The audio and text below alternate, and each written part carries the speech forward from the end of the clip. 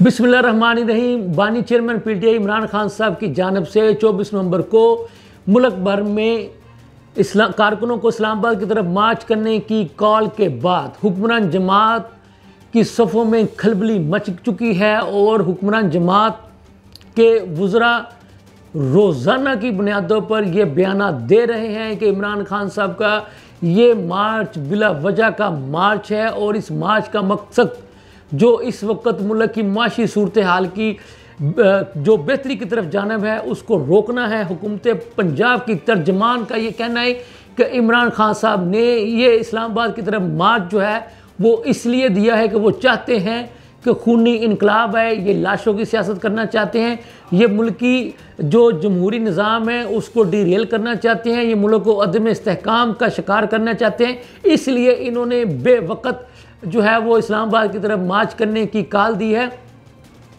ये बातें किन किन नून लीग के वज़रा और किन किन ओहदेदारों ने की हैं इसके बारे में आज आपको तफसील के साथ बताऊंगा और तहरीके इंसाफ के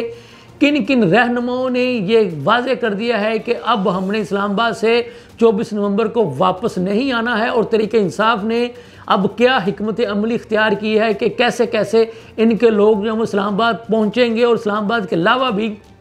कहाँ कहाँ मार्च होगा। ये सब कुछ आज के व्लॉग में बताऊंगा। तो लम्हा न्यूज़ के साथ मैं हूं आपका मेज़बान शहजाद मलिक। नाज़रीन, बात यह है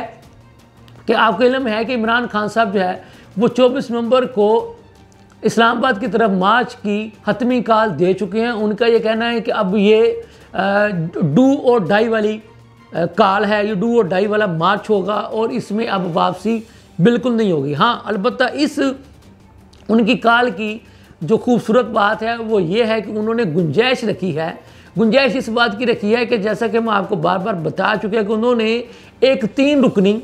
मुज़ाकराती कमेटी भी तश्कील दे दी है अभी से, यानी कि मार्च शुरू होने से पहले ही उन्होंने एक 3 रुकनी मुज़ाकराती कमेटी पीटीआई की तरफ से तश्कील दे दी है। उसके नाम उन्होंने सिगाए राज में रखे हैं। उस पर भी उनका मौक़िफ़ ये है कि अगर मैं नाम बता दूंगा तो उन लोगों को गिरफ़्तार कर लिया जाएगा। लेकिन उनका ये कहना है कि मैंने उन 3 लोगों को बता दिया है कि जी मैंने आपको इख्तियारात दे दिए अपनी तरफ से हुकूमत के साथ मुज़ाकरात करने के लिए। अब बात यह है कि जब से इन्होंने ये ऐलान किया तो हुकूमती जो वज़रा हैं उनका ये कहना है कि ये एहतजाज या ये इस्लामाबाद की तरफ मार्च बनता नहीं है। जब जब भी मुल्क जो है वो तरक्की की तरफ जाने लगता है या माशी सूरत हाल बेहतर होने लगती है तो इमरान खान साहब या धरना या जलसा या जुलूस या मार्च की कॉल दे देते हैं। तो अज़मा बुखारी साहबा जो कि पंजाब की तर्जमान है उनका ये कहना है कि ये खूनी मार्च की तलाश में हैं।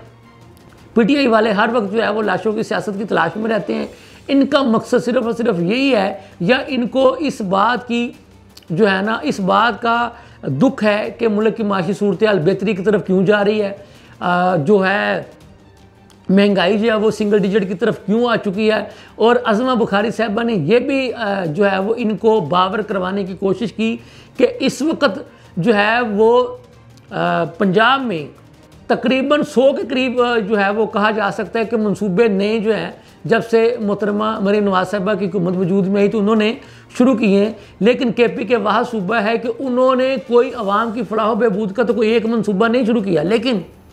एहतजाज, जलसे जुलूस, धरने और ये मार्च के शायद इन्होंने 100 प्रोग्राम बना लिए होंगे। तो उनका ये भी कहना था कि ये सारा कुछ जो है वो सरकारी पैसे सरकारी वसाइल से कर रहे हैं। लेकिन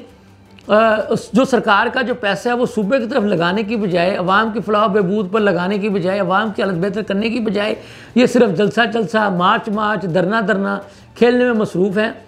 तो इनकी तरफ जो है वो सूबे के जो अवाम है जो केपी के वाले उनको देखना चाहिए और बल्कि उनको पूछना चाहिए कि भाई आप ये क्या कर रहे हैं। आपका काम है डिलीवर करना, डिलीवर करने की बजाय जेल में बैठे लीडर को खुश करने की तरफ लगे हुए हैं। हम आपको ये भी बता दें कि अली अमीन गंडापुर साहब जो हैं जो कि वज़ीर आला केपी के हैं उन्होंने वाज़े कर दिया है कि अब हमने इस्लामाबाद से 24 नवंबर को वापस नहीं आना, अब हमने कश्तियाँ जलाकर जो है वो जाना है।